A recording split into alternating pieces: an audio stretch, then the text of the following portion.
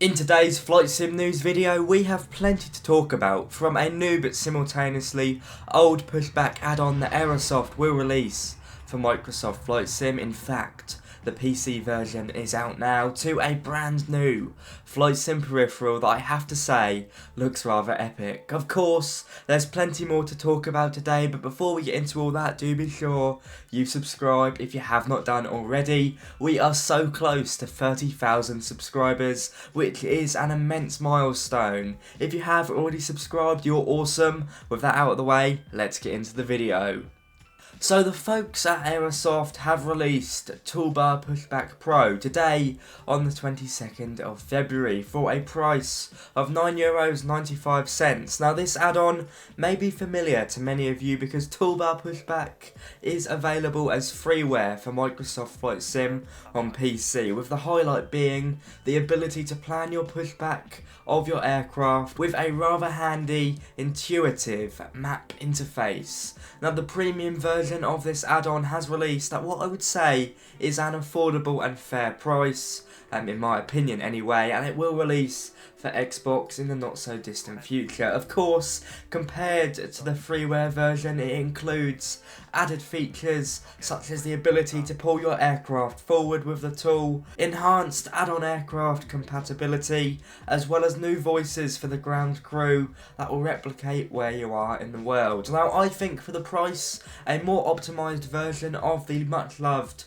freeware, well, I think it's fair enough. Now don't get me wrong, it could be a tough sell to open up your wallets if you like using the freeware version and are happy enough to use it with all the added bits. But I have to say, if you're on Xbox, the payware is your only choice, as the freeware version is not available on the marketplace, but indeed the new premium Toolbar Pushback will be. Depending on where you sit, it could be a tough sell to open up your wallets, but if you want to see more of this add-on, I've released a dedicated video linked up the top now. Now next up we move to a development update of the iconic Tornado GR1, the European multi-role fighter jet that Just Flight are working on. Now the team have been busy developing numerous 8K liveries for this jet, as well as developing the aircraft systems from the ground up, as opposed to relying on the work they've done with P3D. Now as you can see, that is paying off. This is payware for PC and Xbox, and if you don't know, the Tornado features the iconic wing sweep that F-14 fans will know all about. Now with Just Flight, I recently picked up their Vulcan, and while a lot of people don't like military aircraft in the sim, the Vulcan is definitely one I love. It is such great fun and looks beautiful, so hopefully the Just Flight team follow in the footsteps of the Vulcan with the mighty Tornado. Now onto the Boeing 757 by Bluebird Simulations. This is an aircraft, a high fidelity payware airliner I've spoken about quite often over the last few months, so just a little update today. The focus of the team on both their 757-200 and 300 over the last few months has been system simulation, which seems to have a specific focus on the electrical and air conditioning system in recent days, as this update shows. Now while this is very difficult to preview without any videos in terms of looking at the systems, we do have some rather nice photos of the aircraft in a British Airways livery sat at Heathrow's Terminal 5, as well as the 757 in an Icelandair livery at an airport I cannot identify, although I'd put my bets on Paris. Now the team have confirmed that all is developing nicely. Of course, in the past there has been delays with this project, but seeing as they changed their plans to make this a high fidelity airliner as opposed to sort of middle ground, I think we can give them some leeway there. Quite obviously, inside and out, it's not completed yet, but a 2024 release is still the aim of the team, so hopefully it's not long until we have the flying pencil in our virtual skies. I know so many of you guys are looking forward to this, and quite frankly, I can't blame you. Now a quick one from the Flybywire team, who are of course working on the iconic Airbus A380. They've released a brand new screenshot from the flight deck of this mammoth airliner. It's only one screenshot, but as you can see, it looks absolutely superb, with the key feature of OANS, which is onboard airport navigation, pretty much a moving taxi map on the navigation screen being showcased here, and it looks like they are indeed taxiing around Sydney Airport. It's all looking very nice, but the internet being the internet has picked up upon the fact that the EFB shows a rather curious date. It says the 19th of May. Does it mean anything? Well, I've got absolutely no idea. I guess we'll have to wait and see. One thing is for certain, the cockpit of this aircraft is looking absolutely incredible. If Flybywire do attend FS Weekend in Amsterdam,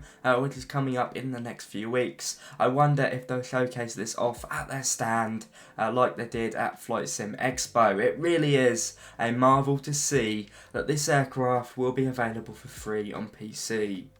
There's some new scenery releases from Orbx. This time it's the Swedish triple pack, which does sound like a meal deal option here in the UK. I know that joke won't land with Americans. That being said, it's actually 3 new airports in the beautiful country of Sweden. We have Umeå, Kiruna, and the creatively named Scandinavian Mountains Airport. This has released on PC for a price of just under $30 or 24 UK pounds, so pretty good value, especially because of the fact that all airports look very well detailed, include GSX presets, as well as the fact that they offer unique destinations away from the standard capital city option of Stockholm, linked down below and available via Orbx Direct.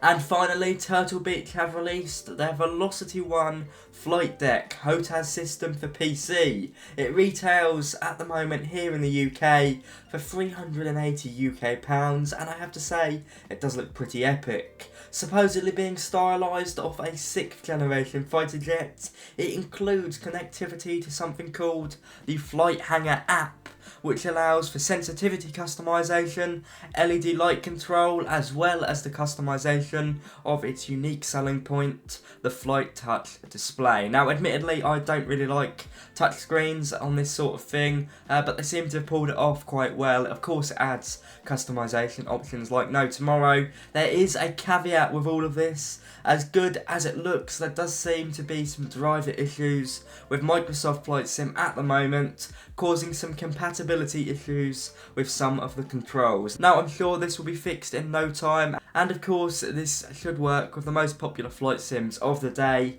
from DCS to X-Plane. On that note, that's all we have time for today. It's been a bumper flight sim news video. I hope you've enjoyed, and I hope I've informed you on something. If you have enjoyed, do be sure to like, comment, and subscribe. It's much appreciated. And also, keep an eye out for my Discord server, which I will be relaunching in the next few days as a way to bring the community far and wide together. On that note, it's been a pleasure. I'll see you all very soon. Happy flying, and bye-bye.